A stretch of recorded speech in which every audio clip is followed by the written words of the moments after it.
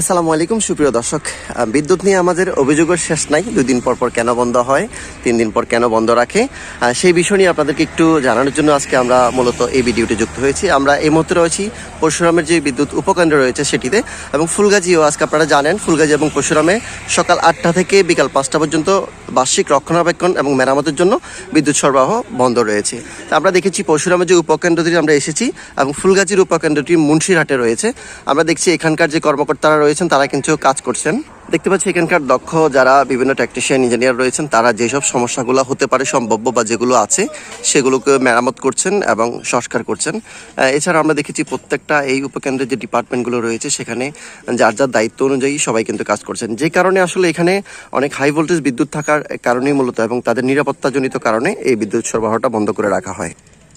অনেকগুলো পুরাতন যন্ত্রপাতি অকেজু হয়ে যাওয়া বা দুর্বল হয়ে যাওয়া যন্ত্রপাতিগুলো নতুন করে পরিবর্তন তারা করে থাকেন।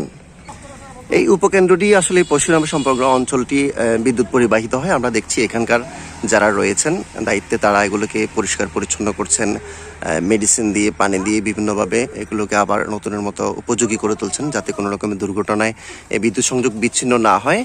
আপনারা দেখতে পাচ্ছেন এখানে বিশাল বিশাল অনেকগুলো ট্রান্সফরমার রয়েছে যেগুলো হাই ভোল্টেজকে লো ভোল্টেজে কনভার্ট করে আমাদের বাসাবাড়িতে এবং বিভিন্ন কারখানায় ব্যবহার উপযোগী বিদ্যুতে রূপান্তর করে।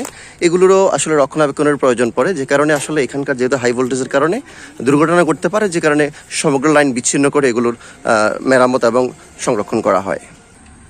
এই উপকেন্দ্রটির মাধ্যমে আসলে সমগ্র পরশুরামের সকল এলাকায় বাসাবাড়ি, শিল্প কারখানা সহ সকল অঞ্চলে বিদ্যুৎ সরবরাহ হয়ে থাকে, যে কারণে আসলে এখানকার যে ইলেকট্রনিক্স বা ইলেকট্রিকের যে যন্ত্রপাতি রয়েছে সেগুলো সবসময় মেরামত করার প্রয়োজন পড়ে। যেহেতু বিদ্যুৎ লাইন সরবরাহ সচল থাকে সবসময়, যে কারণে চাইলেও সবসময় মেরামত করা সম্ভব হয় না নিরাপত্তাজনিত কারণে। এজন্য বার্ষিক রক্ষণাবেক্ষণ নির্দিষ্ট সময়ে তাদের শিডিউল অনুযায়ী এসব কাজ করতে হয়, যে কারণেই মূলত মাঝে মধ্যে শিডিউল করে এই বিদ্যুৎ সরবরাহ বন্ধ করতে হয়। এছাড়া যেহেতু আমাদের গ্রামীণ এলাকা ফুলগাজী এবং পরশুরাম সহ ছাগলনাইয়া সকল এলাকাগুলো মাঝে মধ্যে বিভিন্ন গাছ কাটার জন্য বিভিন্ন অঞ্চল এবং বিদ্যুৎ সংযোগ বিচ্ছিন্ন করতে হয়।